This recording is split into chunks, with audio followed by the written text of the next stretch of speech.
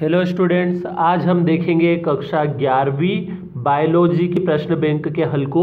तो इसमें आज हम अध्याय 7 जिसका नाम है साम्यावस्था, इसके प्रश्नों को हल करेंगे। तो इसमें हम अध्याय 7 के शुरू के 6 प्रश्न का वीडियो हम बनाकर डाल चुके हैं। अब यहाँ पे 7वें प्रश्न से देखेंगे। तो अगर आपने वो वीडियो नहीं देखा है तो चैनल पे जाकर आप 11वीं सॉल्यूशन की प्लेलिस्ट में वो वीडियो देख सकते हैं। 11वीं प्रश्न बैंक के सॉल्यूशन की प्लेलिस्ट है, वहाँ से वो देख सकते हैं और डिस्क्रिप्शन में भी उसकी लिंक दी गई है। और अगर आपने अभी तक चैनल को सब्सक्राइब नहीं किया है तो सब्सक्राइब कर ले और बेल आइकन को प्रेस कर दे और अधिक से अधिक अपने दोस्तों में वीडियो को शेयर करें। तो शुरू करते हैं हमारा ये आज का वीडियो। यहाँ पे हमारे पास प्रश्न है अब 7वां प्रश्न, निम्न अवधारणाओं के आधार पर अम्ल एवं क्षार को परिभाषित कीजिए। तो इसमें पहला है आर्हेनियस, दूसरा है ब्राउनस्टेड-लॉरी, तीसरा है लुईस। तो सबसे पहले हम आर्हेनियस की परिभाषा देखते हैं। तो सन 1984 में आर्हेनियस ने आयनिक सिद्धांत के आधार पर अम्ल और भस्म की नई व्याख्या प्रस्तुत की। भस्म यानी क्षार की बात हो रही है यहाँ पे, की नई व्याख्या प्रस्तुत की, जिसके अनुसार अम्ल वे पदार्थ हैं जो जल में विलय होकर H+ आयन मुक्त करते हैं। H+ जलीय विलयन में जल योजित होकर H3O+ के रूप में उपस्थित रहते हैं तथा भस्म जल में विलय होकर हाइड्रोक्सिल आयन OH- उत्पन्न करते हैं। इस सिद्धांत के अनुसार अम्ल और भस्म का उदासीनीकरण वास्तव में H+ तथा OH- आयनों के मध्य की अभिक्रिया है। तो यहाँ पे फिर अभिक्रियाएं दे रखी है ये इन तीनों अभिक्रिया को आपको लिखना है। उसके बाद यह सिद्धांत केवल जलीय विलयनों की व्याख्या कर सकता था। इसके द्वारा अजलीय विलयनों के अम्लीय तथा क्षारीय गुणों को नहीं समझाया जा सका। तो ये था आर्हेनियस की परिभाषा।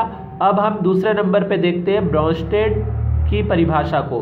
तो अम्ल वह पदार्थ है जो प्रोटॉन प्रदान कर सकता है तथा क्षार वह पदार्थ है जो प्रोटॉन ग्रहण कर सकता है। अम्ल क्षार की यह परिभाषा अधिक व्यापक है क्योंकि इसके अनुसार आयन भी अम्ल तथा क्षार की तरह व्यवहार कर सकते हैं। इसके अतिरिक्त यह परिभाषा केवल जलीय विलयन तक ही सीमित नहीं है, अतः अम्ल प्रोटॉन दाता और क्षार प्रोटॉन ग्राही होता है। अम्ल क्षार के कुछ विशिष्ट उदाहरण निम्न हैं। इसमें HCl AQ प्लस H2OL, ये HCl अम्ल है और H2O क्षार है। इससे बनेगा H3O plus AQ plus Cl minus AQ। इसी प्रकार से और भी समीकरण यहाँ पे है, और भी उदाहरण। तो ये उदाहरण आप यहाँ से देख सकते हैं सारे उदाहरण। अब बढ़ते हैं हम अगला पॉइंट जो कि लुईस की परिभाषा है उसकी तरफ। तो लुईस की परिभाषा में यद्यपि ब्राउनस्टेड-लॉरी अम्ल क्षार आर्हेनियस सिद्धांत से अधिक व्यापक था, परंतु इस सिद्धांत द्वारा उन पदार्थों के अम्लीय तथा क्षारीय गुणों की व्याख्या नहीं की जा सकी जिसमें प्रोटॉन का स्थानांतरण नहीं होता है। जैसे ब्राउनस्टेड-लॉरी सिद्धांत यह बताने में असफल रहा कि विलायक की अनुपस्थिति में निर्जल ऑक्साइड जैसे कि CO2, SO2, SO3 आदि क्षारीय ऑक्साइडों जैसे CaO व BaO आदि को उदासीन करता है। इसलिए G.N. लुईस ने 1923 में अम्लों और क्षारकों का एक व्यापक सिद्धांत प्रस्तुत किया, जिसके अनुसार अम्ल वे पदार्थ हैं जो एक इलेक्ट्रॉन युग्म ग्रहण कर सकता है और क्षार वे पदार्थ हैं जो एक इलेक्ट्रॉन युग्म का त्याग कर सकता है।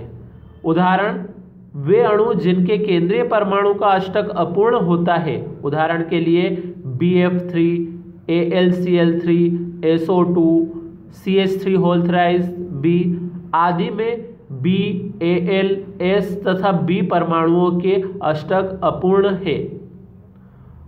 तो ये था लुईस की परिभाषा, इसके नीचे सूत्र भी है यहाँ पे, इन सूत्र को आप देख सकते हैं। उसके बाद हम लुईस धारणा की सीमाएं देखेंगे। तो पहली सीमा है, इस धारणा से अम्ल तथा क्षारकों को आपेक्षित सामर्थ्य नहीं ज्ञात की जा सकती।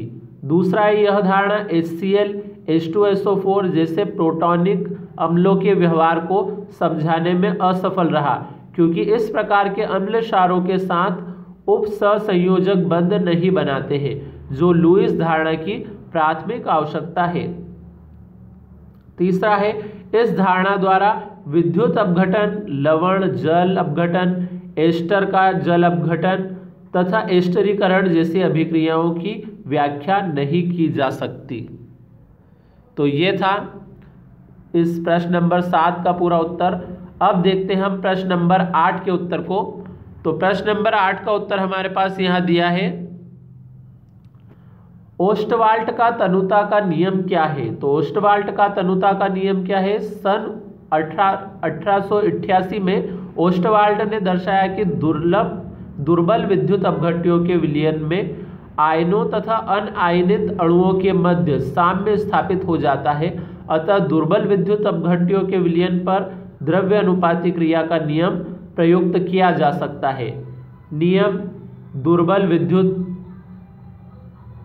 अपघट्य के नियोजन की मात्रा विलयन के तनुता के वर्गमूल के अनुक्रमानुपाती होता है, यानी अल्फा बराबर होता है √kV बराबर होता है √k/c के।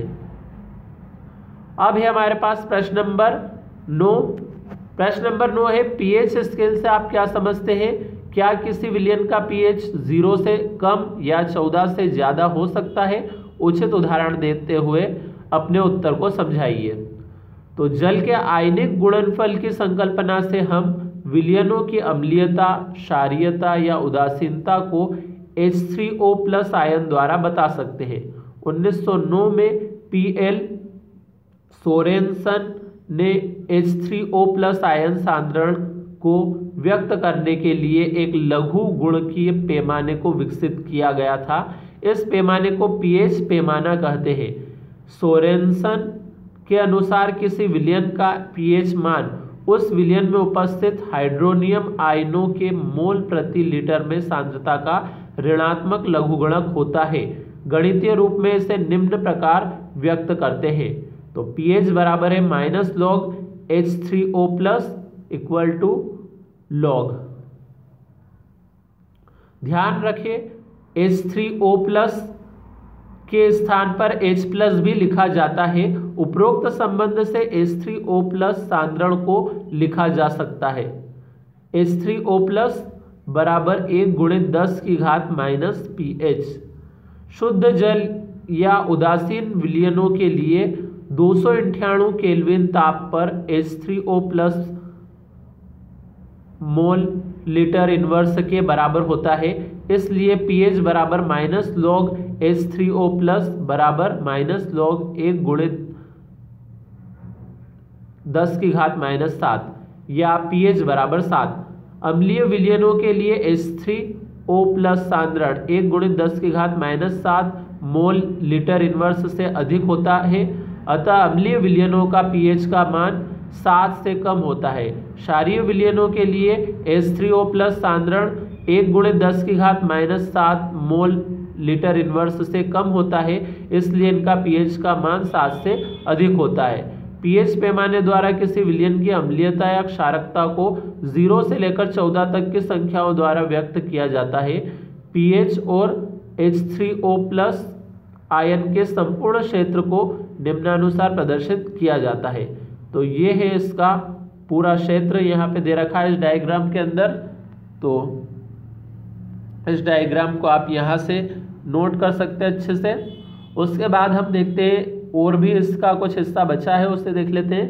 प्रायः विलयन के पीएच का निर्धारण पीएच पेपर की सहायता से किया जाता है। विभिन्न पीएच के विलयनों में पीएच पेपर का रंग भिन्न भिन्न होता है। अब देखते हैं हम प्रश्न नंबर 10 के उत्तर को। तो प्रश्न नंबर 10 का उत्तर हमारे पास यह है, प्रश्न है PbI2 के लिए विलेयता एवं विलेयता गुणांक के मध्य संबंध व्युत्पन्न कीजिए। तो PbCl2 के विलयन गुणनफल का व्यंजक प्राप्त करना। ये यहाँ पे प्रश्न में PbI2 लिखा हुआ है, ये I2 नहीं है, PbCl2 होगा। यहाँ आप प्रश्न के अंदर सुधार लें।